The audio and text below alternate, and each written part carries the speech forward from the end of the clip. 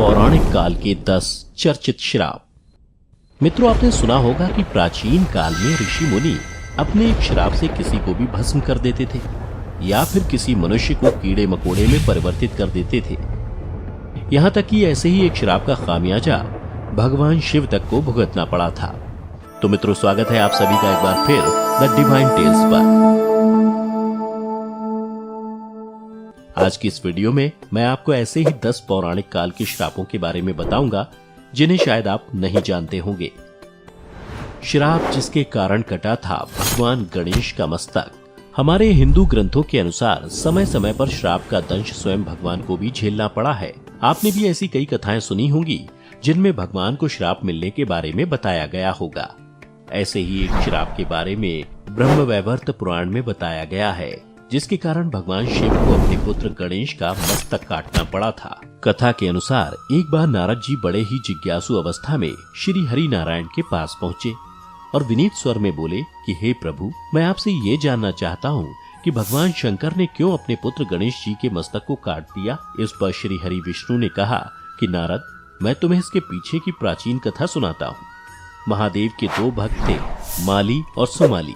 उनका किसी व्याधि को लेकर सूर्यदेव से युद्ध हो गया। माली और सुमाली पर सूर्यदेव ने अपनी तेज शक्ति का प्रयोग कर दिया। उनकी पुकार सुनकर क्रोधित महादेव ने सूर्यदेव पर शूल का प्रहार कर दिया।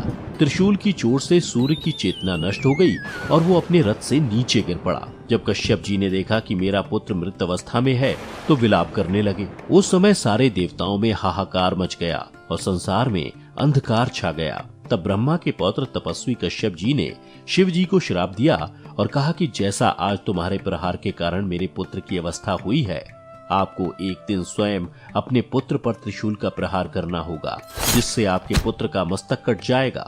ये सुनकर भोलेनाथ का क्रोध शांत हो गया। उन्होंने सूर्यदेव की चेतना लौटा दी। ये देखकर ऋषि कश्यप अवाक रह गए और क्षमा याचना करने लगे।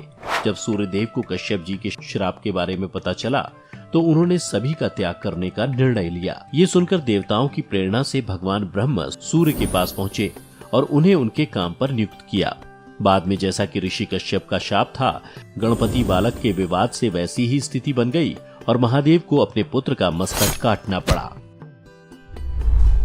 नंदी ने दिया था रावण को श्राप। मित्रों, जिस तरह गायों में कामधेनु को श्रेष्ठ माना जाता है, उसी तरह बैलों में भगवान शिव के वाहन नंदी सबसे उत्तम माने जाते हैं। लेकिन क्या ये जानते हैं कि नंदी ने रावण को श्राप दिया, जिसकी वजह से रावण का सर्वनाश हो गया था। शिव पुराण के अनुसार एक बार रावण भगवान शंकर से मिलने कैलाश गया। वहाँ उसने नंदी को देखकर उनके स्वरूप की हंसी उड़ाई और उन्हें वानर के समान मुख वाला कहा। तब नंदी ने रावण को श्राप देते हुए कहा कि हे दुष्ट, तू मेरे जिस पशु स्वरूप को देखकर इतना हंस रहा है, उसी पशु स्वरूप के जीव तेरे विनाश का कारण बनेंगे। और मित्रों, ये तो सभी जानते हैं कि वानर सेना और भगवान हनुमान की मदद से ही भगवान राम रावण का वध कर पाए थे। ब्राह्मण दंपति का राजा दशरथ को श्राप। मित्रों, हम सब ये तो जानते हैं कि राजा दशरथ ने अपने पुत्र राम के वियोग में प्राण त्याग दिए थे, लेकिन ये बात कम ही लोगों को पता है कि ये सब राजा दशरथ को मिले एक श्राप की वजह से हुआ था। आइए मिलकर जानते हैं उस श्राप के बारे में। तो वाल्मीकि रामायण के अनुसार एक बार जब राजा दशरथ शिकार करने वन में गए तो गलती से उन्होंने ब्राह्मण पुत्र का वध कर दिया। उस ब्राह्मण पुत्र का नाम श्रवण कुमार था। उधर जब श्रवण कुमार के माता पिता को अपने पुत्र की मृत्यु का समाचार मिला तो उन्होंने राजा दशरथ को श्राप दिया कि जिस प्रकार हम पुत्र वियोग में अपने प्राणों को त्याग रहे हैं, उसी प्रकार तुम्हारी मृत्यु भी पुत्र वियोग के कारण ही होगी। राजा दक्ष का चंद्रमा को श्राप। कहा जाता है कि मनुष्य को हमेशा सोच समझकर आचरण करना चाहिए। उसके द्वारा भूलवश किया हुआ कार्य भी किसी बड़ी विपदा को आमंत्रण दे सकता है। और शिव पुराण में भी एक ऐसी ही कथा मिलती है जिसमें अपने आचरण के कारण चंद्रमा को श्राप का भागी बनना पड़ा था। शिव पुराण की कथा के मुताबिक राजा दक्ष ने अश्विनी समेत अपनी 27 कन्याओं का विवाह चंद्रमा से किया था। 27 कन्याओं का पति बन के चंद्रमा बेहद प्रसन्न थे। कन्याएं भी चंद्रमा को वर के रूप में पाकर अति प्रसन्न थीं। लेकिन ये प्रसन्नता ज्यादा दिनों तक नहीं रह सकी, क्योंकि कुछ दिनों बाद चंद्रमा अपनी 27 पत्नियों में से एक रोहिणी पर ज्यादा मोहित हो गए। ये बात जब राजा दक्ष को पता चली तो वो चंद्रमा को समझाने गए। चंद्रमा ने उनकी बातें सुनी लेकिन कुछ दिनों के बाद फिर रोहिणी पर उनकी आसक्ति और तेज हो गई। तब राजा दक्ष को ये बात फिर से पता चली तो वो क्रोध में चंद्रमा के पास गए और उन्होंने फिर चंद्रमा को श्राप दिया कि तुम क्षय रोग से पीड़ित हो जाओगे। राजा दक्ष के श्राप के तुरंत बाद चंद्रमा क्षय रोग से पीड़ित हो गए, जिसकी वजह से उनकी रोशनी जाती रही। ये देख ऋषि मुनि परेशान हो गए। इसके बाद सारे ऋषि मुनि और देवता इंद्र के साथ भगवान ब्रह्मा की शरण में गए और उनसे कुछ उपाय करने की विनती की। ऐसे में ब्रह्मा जी ने उन्हें एक उपाय बताया कि चंद्रमा को सोमनाथ में भगवान शिव का तप करना होगा। और फिर ब्रह्मा जी के बताए उपाय के अनुसार चंद्रमा भगवान शिव का तप करने लगे। चंद्रमा ने करीब 6 महीने तक भगवान शिव की तपस्या की, जिसके बाद भोलेनाथ ने उन्हें दर्शन दिए। तब चंद्रमा ने भगवान शिव से उन्हें क्षय रोग से मुक्त करने का वर मांगा। भगवान शिव ने कहा, मैं तुम्हें श्राप से पूरी तरह मुक्त तो नहीं कर सकता, लेकिन मध्य का मार्ग निकालने का प्रयास कर सकता हूँ। शिव भगवान ने कहा कि 1 माह में 2 पक्ष होते हैं, उसमें से एक पक्ष में तो तुम निखरते जाओगे, लेकिन दूसरे पक्ष में तुम क्षीण भी हो जाओगे, अर्थात तुम्हारी रोशनी कम होती जाएगी। तो मित्रों, ये ही वो पौराणिक रहस्य है चंद्रमा के शुक्ल और कृष्ण पक्ष का, जिसमें एक पक्ष में तो वो बढ़ते हैं और दूसरे में वो घटते जाते हैं। गांधारी का श्री कृष्ण को श्राप। महाभारत की कथा में जिन सशक्त महिलाओं का जिक्र आता है, उसमें एक नाम गांधारी का भी है। गांधारी राजा धृतराष्ट्र की पत्नी और दुर्योधन की मां थी, जिनके एक श्राप ने भगवान श्री कृष्ण के पूरे कुल का नाश कर दिया था। महाभारत का विनाशकारी युद्ध समाप्त होने के बाद जब गांधारी ने अपने 100 पुत्रों के शव सफेद वस्त्रों में लिपटे देखे तो वो विलाप करने लगी। इसी बीच वहां भगवान श्री कृष्ण आ गए। तब विलाप कर रही गांधारी ने रोते हुए श्री कृष्ण से कहा, ये सब तुम्हारे ही कारण हुआ है।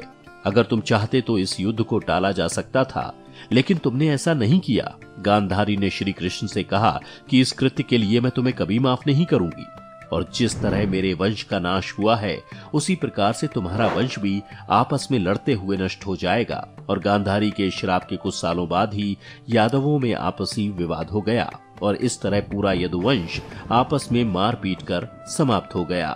भगवान श्री कृष्ण का अश्वत्थामा को श्राप। मित्रों, चलिए महाभारत में दिए गए एक और श्राप के बारे में जान लेते हैं।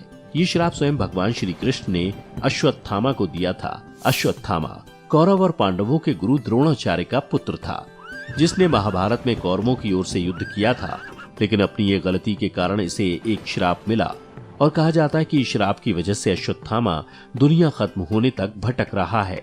दरअसल द्रोणाचार्य के पुत्र अश्वत्थामा को श्री कृष्ण ने अमरता का श्राप दिया था, क्योंकि उसने ब्रह्मास्त्र का गलत प्रयोग किया था। इस कारण श्री कृष्ण अश्वत्थामा पर क्रोधित हो गए और उसे श्राप दे दिया कि वो उन सभी हत्याओं के पाप का बोझ ढोता हुआ हजारों वर्ष तक निर्जन जगहों में भटकता रहेगा।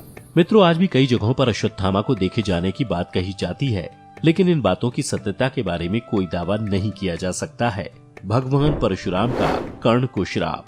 कर्ण न केवल एक शक्तिशाली योद्धा थे, बल्कि बहुत बड़े दानवीर भी माने जाते थे। लेकिन क्या आप ये जानते हैं कि भगवान परशुराम ने उन्हें श्राप दिया था, जिसकी वजह से अर्जुन से युद्ध के दौरान कर्ण अपना धनुर्ज्ञान भूल गए थे। भगवान परशुराम ने कर्ण की प्रतिभा को जानकर उन्हें अपना शिष्य बनाया था। एक दिन अभ्यास के समय जब परशुराम थक चुके थे तो उन्होंने कर्ण से कहा कि वो थोड़ा आराम करना चाहते हैं। तब कर्ण बैठ गए और उनकी जंघा पर सिर रखकर परशुराम आराम करने लगे। थोड़े समय बाद वहाँ एक बिच्छू आया, जिसने कर्ण की जंघा को काट लिया। अब कर्ण ने सोचा कि अगर वो हिले और बिच्छू को हटाने की कोशिश की तो गुरुदेव की नींद टूट जाएगी।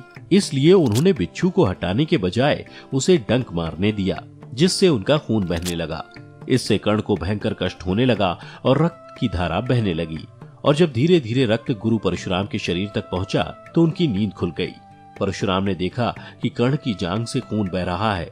ये देख परशुराम क्रोधित हो गए कि इतनी सहनशीलता केवल क्षत्रिय में ही हो सकती है।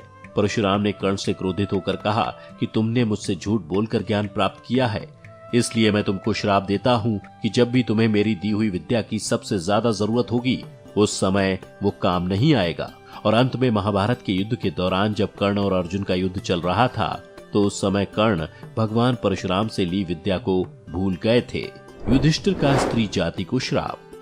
महाभारत के दौरान युधिष्ठिर ने संपूर्ण स्त्री जाति को एक श्राप दिया था। आइए जानते हैं कि आखिर युधिष्ठिर ने ऐसा क्यों किया था।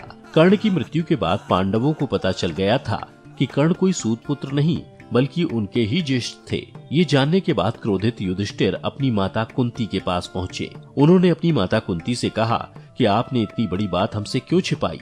आपने हमें हमारे ज्येष्ठ भ्राता का ही हत्यारा बना दिया। युधिष्ठिर ने अपनी माता को श्राप देते हुए कहा कि आपने हमसे हमारे ज्येष्ठ के होने की बात छिपाई, लेकिन मैं समस्त नारी जाति को ये श्राप देता हूँ कि इसके उपरांत कोई भी नारी किसी बात या रहस्य को अपने हृदय में नहीं छिपा सकेगी। मांडव ऋषि का यमराज को श्राप। मित्रों, श्राप के दंश से यमराज भी नहीं बच सके थे। उन्हें मांडव ऋषि ने श्राप दिया था, जिसके बाद यमराज ने महात्मा विदुर के रूप में जन्म लिया था। महाभारत के अनुसार मांडव्य नाम के एक ऋषि थे। राजा ने भूलवश उन्हें चोरी का दोषी मानकर सूली पर चढ़ाने की सजा दी। सूली पर कुछ समय रहने के बाद भी जब मांडव ऋषि के प्राण नहीं निकले तो राजा को अपनी गलती का एहसास हुआ और उन्होंने ऋषि मांडव्य से क्षमा मांगी।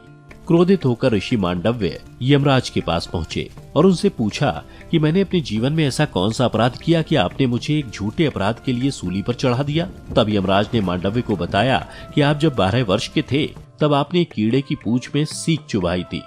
उसी के फलस्वरूप आपको ये कष्ट सहना पड़ा। तब ऋषि मांडव्य ने यमराज से कहा कि 12 वर्ष की उम्र में किसी को भी धर्म का ज्ञान नहीं होता और तब हर पाप की सजा माफ होती है, लेकिन आपने मुझे फिर भी सजा दी। ऐसे में मैं तुम्हें श्राप देता हूँ कि तुम्हें शूद्र योनि में एक दासी पुत्र के रूप में धरती पर जन्म लेना पड़ेगा। और मित्रों, ऋषि मांडव के इसी श्राप के कारण यमराज ने महात्मा विदुर के रूप में जन्म लिया। सरयू नदी को भगवान शिव का श्राप। चलिए मित्रों, अब अंत में एक ऐसी नदी के बारे में भी जान लेते हैं जिसे भगवान शिव ने श्राप दिया था और इसे आज भी शापित नदी ही माना जाता है। दरअसल मैं बात कर रहा हूँ सरयू नदी की। मान्यता है कि भगवान श्री राम ने इसी नदी में स्वयं की इच्छा से समाधि ली थी, जिसके बाद शिवजी ने सरयू को श्राप दिया था कि हे सरयू, अब अगर तुम्हारे जल में कोई आचमन भी करेगा तो नरक का भागीदार होगा।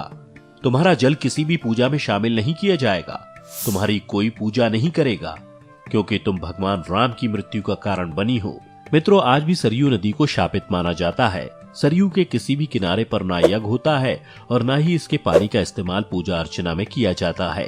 तो मित्रों, आज के इस वीडियो में बस इतना ही। आपको आज की वीडियो पसंद आई हो तो इसे लाइक और शेयर जरूर करना और हाँ, कमेंट करके जरूर बताना कि आप इन 10 श्रापों में से किस श्राप के बारे में पहले से जानते थे। आपका बहुत बहुत धन्यवाद।